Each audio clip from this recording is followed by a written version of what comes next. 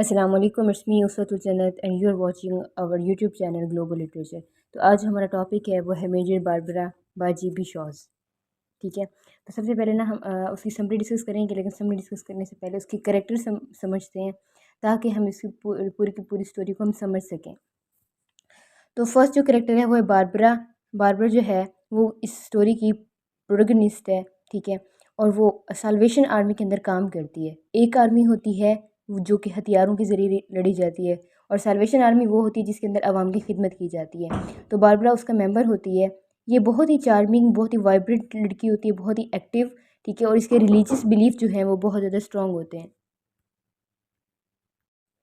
Okay, तो ये ना मतलब गरीब लोगों की बहुत ज़्यादा हेल्प करती है और इसे बहुत अच्छा भी लगता है ये काम। उसका फ़ादर जो है वो आर्म्स बनाता होता है, मतलब हथियार वगैरह बनाता है, उसकी अपनी फैक्ट्री है। तो उसे ना वो कहती है मेरे फ़ादर कैसा काम करे, एक ऐसा काम जो कि जंगों में इस्तेमाल होते हैं औज़ार हथियार। ठीक है, तो ऐसा काम उनको नहीं करना चाहिए। वो अपने फ़ादर के इसके काम के बिल्कुल अगेंस्ट होती है। ये तो बारबरा का कैरेक्टर है। नेक्स्ट है एंड्रयू अंडरशाफ्ट। ये बारबरा का फ़ादर है। ये बहुत ही extremely prominent European arm industrialist है। ठीक है, इसकी अपनी इंडस्ट्री होती है हथियार वगैरह बनाने की, हथियार मैन्युफैक्चर करता है। ठीक है, और ये बहुत ही ज़्यादा फेमस होता है यूरोप के अंदर। बहुत ही अमीर लोग इसे ख़रीदारी करते हैं, और ये भी बहुत खुद भी बहुत वेल्दी होता है। इसकी मतलब अपनी फैमिली के साथ कोई अच्छे रिलेशन नहीं होते, बहुत रिजर्व्ड रहा होता है हमेशा, और फैमिली के साथ कभी अच्छे रिलेशन कायम करने की इसने कोशिश नहीं की होती। अब ये क्या होता है, अचानक से ये बारबरा की लाइफ में ये दोबारा से आ रहा था, उनकी फैमिली में वापस आ रहा होता है।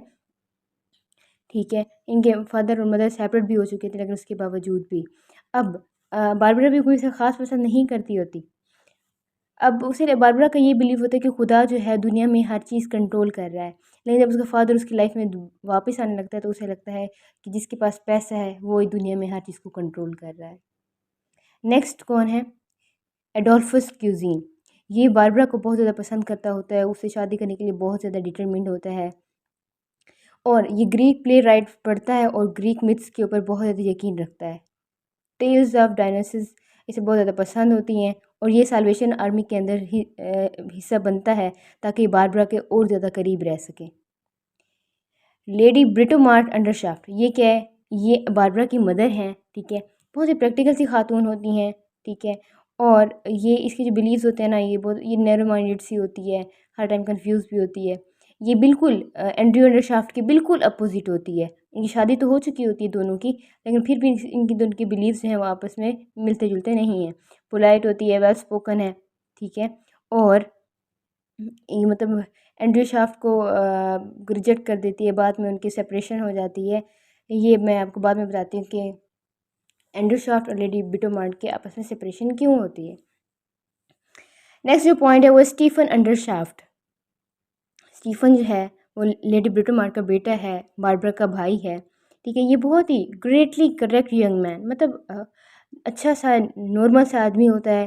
ठीक है, इसके अंदर मोरालिटी होती है, काफ़ी सीरियस टाइप पर्सनैलिटी होती है इसकी, और मतलब इसके ये ना बैचलर शाइनेस, ये शाय होता है, और इसके कोई फ्यूचर प्लान भी वैसे नहीं होते। नेक्स्ट है चार्ल्स लूमैक्स। चार्ल्स लूमैक्स जो होता है, इसकी सारा अंडरशाफ्ट के साथ इसकी एंगेजमेंट हो चुकी होती है। सारा अंडरशाफ्ट बारबरा की सिस्टर है, तो ये उसका फियांसी होता है चार्ल्स लूमैक्स। ये बहुत ही ज़्यादा फ़नी कैरेक्टर है। स्टोरी के अंदर कॉमिक इफेक्ट ऐड करने के लिए इस कैरेक्टर को ऐड किया गया है। ये बहुत ही अपने सेंस ऑफ ह्यूमर की वजह से पूरी की पूरी सोसाइटी के अंदर बहुत ज़्यादा फेमस होता है। सारा अंडरशाफ्ट बारबरा की सिस्टर है। ठीक है, ये नॉर्मल सी पतली सी लड़की होती है, और ये उसकी बारबरा की पर्सनैलिटी से इसका जो पर्सपेक्टिव वो जो डिफरेंट होता है।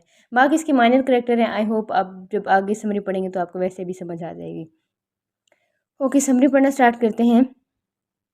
कहानी कुछ इस तरह स्टार्ट होती है कि लेडी ब्रिटोमार्ट अपने घर में बैठी हुई होती है। वो एक मिडिल एज की विमेन है। उसकी जो मतलब थॉट्स हैं वो भी बहुत ही वो नैरो माइंडेड है। ठीक है, शार्प टेम्पर है उसका, और ज़्यादातर उसकी बातें जो हैं, उसकी 25 ईयर्स ओल्ड स्टीफन को उसकी बातें सुनना पड़ती हैं, और बहुत कुछ सफ़र भी करना पड़ता है।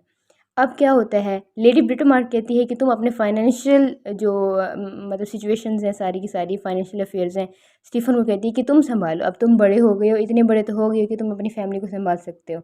लेकिन स्टीफ़न जो है, स्टीफ़न बहुत सीरियस पर्सनैलिटी रखने के बावजूद भी वो कहता है मैं रिस्पॉन्सिबिलिटी नहीं लेता। अगर मैंने ये रिस्पॉन्सिबिलिटी ले ली तो और मुझसे कुछ गड़बड़ होगी तो सारे क्रिटिसाइज़ मुझे करेंगे, तो वो फिर भी रिस्पॉन्सिबिलिटी नहीं लेना चाहता। ठीक है।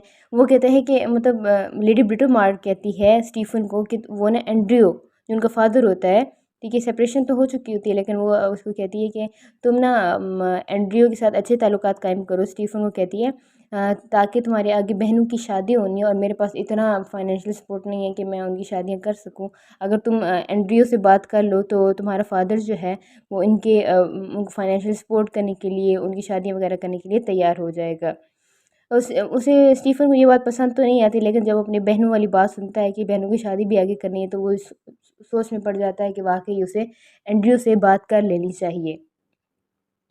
ओके, नेक्स्ट बात क्या है, स्टीफ़न की सिस्टर हैं बारबरा और सारा, ठीक है। सारा जो है बहुत कंज़र्वेटिव और क्वाइट सी लड़की होती है, ठीक है। बारबरा जो है वो बहुत ही आइडियलिस्टिक होती है, ठीक है। वो साल्वेशन आर्मी के अंदर काम करती है जो कि गरीबों की मदद करनी होती है, लोगों की मदद करनी होती है और वो अपने काम करने के लिए, गरीबों की मदद करने के लिए बहुत ज़्यादा पैशनेट होती है। वो एंड्रयू को बिल्कुल पसंद नहीं करती होती। वो कहती है एंड्रयू जो है वो किस चीज़ का काम कर रहा है, हथियारों का काम कर रहा है जो कि वार के अंदर वेपन्स वगैरह इस्तेमाल होते हैं, तो वार की वजह बनते हैं, ना ही ये वेपन्स बनते और ना ही ये वार होती। तो अपने अपने फादर के इस काम से वो बिल्कुल अगेंस्ट होती है, ठीक है। अब बारबरा को क्या लगता है कि वो बहुत ज़्यादा हिपोक्रिटिकल है, उसका फादर, ठीक है। और डिफेंड मतलब फिर लेकिन वो जो है ना वो डिफेंड करती है पुअर पीपल को, उनकी बहुत ज़्यादा मदद करती है। उसके फादर भी बहुत ज़्यादा डोनेशन दिया करता है इन वेलफेयर्स वगैरह को, बाकी सबको। तो वो क्या कहती है, वो कहती है कि एक तरफ से ये हथियार वगैरह का काम करता है और दूसरी तरफ से ये गरीबों की मदद करने के लिए पैसा देता है, तो ये हाइपोक्रेट हो गया, मुनाफिक सा हो गया कि हथियार वगैरह बना के बहुत सारे गरीब लोग जो हैं वो मरते भी होंगे, ठीक है। और दूसरी तरफ से ये गरीब लोगों की मदद करने के लिए एक तरफ से गरीबों का नुकसान करके दूसरी तरफ से मदद कर रहा है, तो ये कैसी सिचुएशन है, अजीब सी है। उसे लगता है कि जंग के अंदर जो सिर्फ और सिर्फ अगर फ़ायदा होता है तो सिर्फ और सिर्फ अमीरों का होता है, वेल्दी पीपल का होता है, गरीब लोग ही हमेशा मारे जाते हैं। अच्छा, दरवाजे की घंटी बजती है, फिर क्या होता है, लेडी ब्रिटोमार्ट ने एंड्रयू को बुलाया होता है चाय पर, ठीक है। वो आ जाता है दरवाजे पर। स्टीफ़न है, बारबरा है, ये अपने फादर को पहचान भी नहीं सकते क्योंकि आफ्टर अ डिकेड 10 साल के बाद से भी ज़्यादा टाइम के बाद ये अपने फादर को मिल रहे होते हैं। बारबरा को वो बिल्कुल भी अपने फादर पसंद नहीं होते, इवन कि वो एक रूम के अंदर भी उनको बर्दाश्त नहीं कर पा रही होती। एंड्रयू जो है वो अपने मतलब बच्चों की तरफ ना कंसंट्रेशन डाइवर्ट करता है, बारबरा की तरफ कुछ ज़्यादा ही कर आता है। वो समझना चाहता है वो क्यों गरीबों की इतना मदद करती है, ठीक है। वो उसका फादर कहता है अगर तुम मेरी फैक्ट्री को विज़िट करो तो मैं भी वादा करता हूँ मैं तुम्हारी साल्वेशन आर्मी वाले काम को जो है उधर विज़िट करूँगा, ठीक है। बारबरा फिर वैसे जानना तो नहीं चाह रही होती उसकी फैक्ट्री में, लेकिन जब ये कहता है कि उसकी साल्वेशन आर्मी और उन लोगों को गरीबों को उधर शेल्टर में चलेंगे उसके फादर, तो इस बात में मान जाती है। अब आगे क्या होता है, साल्वेशन आर्मी में वो जो शेल्टर के अंदर जब गरीब लोगों ने परवाह की मतलब पनाह ली हुई होती है, तो बहुत सारे जो होते हैं लोग, ठीक है, वो जो मतलब वो अपने आप को और ज़्यादा सिम्पैथेटिक शो करते हैं कि उनके साथ हमदर्दी की जाए, सिर्फ़ और सिर्फ इसके लिए कि ये फीमेल्स आएँगी, उनके साथ बात करेंगी, उनको खाना देंगी, तो इस वजह से और ज़्यादा खुद को ना वो हंग्री शो करते हैं। और उसका फादर भी ये चीज़ देख रहा होता है। वो बार-बार जैसे खातून को कॉन करने की कोशिश करते हैं, ठीक है? और वो बस ओके फीमेल्स आएँगी और उनके साथ टाइम स्पेंड करेंगी, इस वजह से वो इस तरह ज़्यादा अपने आप को शो करते हैं।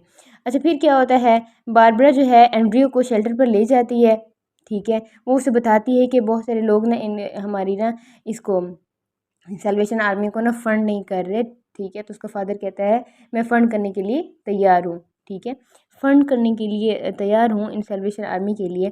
तो वो कहती है कि मतलब हमें ना आपकी मनी नहीं चाहिए, आप वार में वेपन्स बनाते हैं तो ऐसे इंसान की हम कैसे ले सकते हैं जो दूसरों की तबाही का सबब बनते हैं, तो हम आपसे फाइनेंशियल सपोर्ट ना नहीं ले सकते।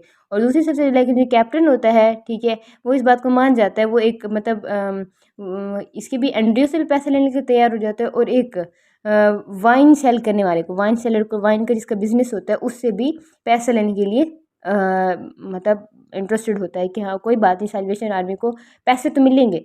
तो वो जो होती है ना बारबरा जो होती है वो अपनी जॉब छोड़कर आ जाती है। वो कहती है हमारी जो ये साल्वेशन आर्मी है ये भी हिपोक्रेट है, ठीक है। वैसे तो ये गरीबों की मदद करना चाहती है, लेकिन किस पैसे के साथ, किस वेल्थ के साथ, जो कि एक वाइन की बिजनेस करने वालों के, वाइन से कितने लोगों के घर तबाह होते हैं, ठीक है, उनसे पैसे ले रही है। और जो वेपन्स बनाते हैं, ठीक है, हथियार बनाते हैं, तो उससे पैसे ले रही है। तो वो मतलब वो ना आइडियलिस्टिक होती है हर चीज़ के बारे में, परफेक्शन उसे चाहिए होती है, इसे हाइपोक्रेट सिचुएशंस नहीं पसंद होती।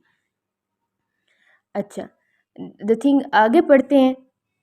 मतलब बारबरा ना एक कॉर्नर के अंदर बैठ जाती है, किताब पढ़ रही होती है, ठीक है, और उसने साल्वेशन आर्मी की यूनिफॉर्म भी नहीं पहनी होती, ठीक है। सारा का फियांसे जो होता है लुमैक्स, वो आता है, उससे सवाल करता है कि तुमने अपनी यूनिफॉर्म आज क्यों नहीं पहनी हुई। तो वो कहती है कि मेरी जो वेलफेयर है, मेरी जो ऑर्गेनाइजेशन है वो हाइपोक्रिटिकल है, तो इस वजह से मैंने जॉब छोड़ दी है। उसी टाइम एंड्रयू है वो अपेयर होता है।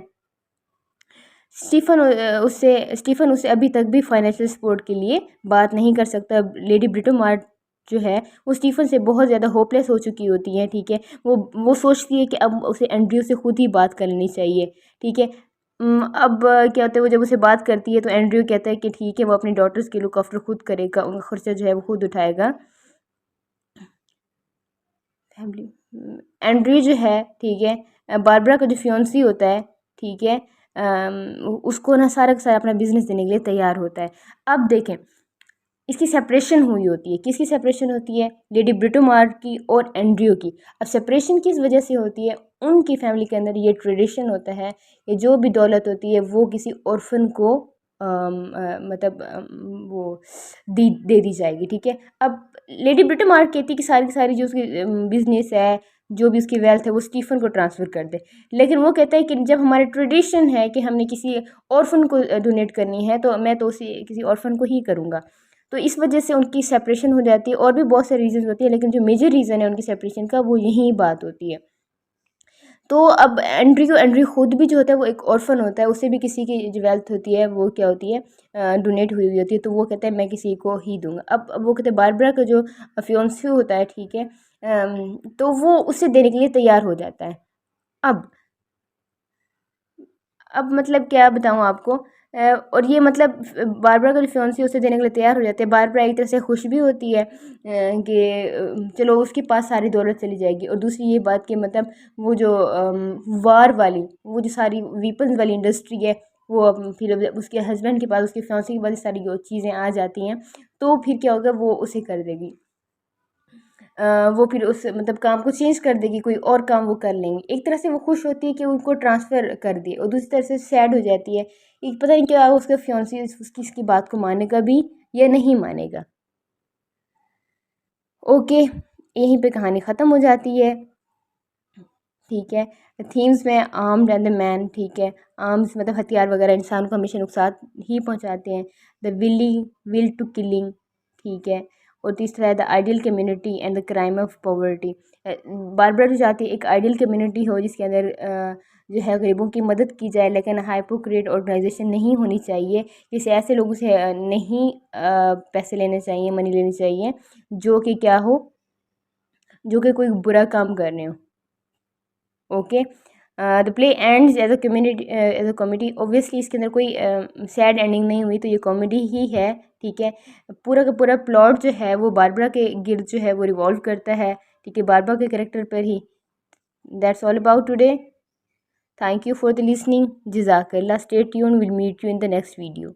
Don't forget to like and subscribe our channel.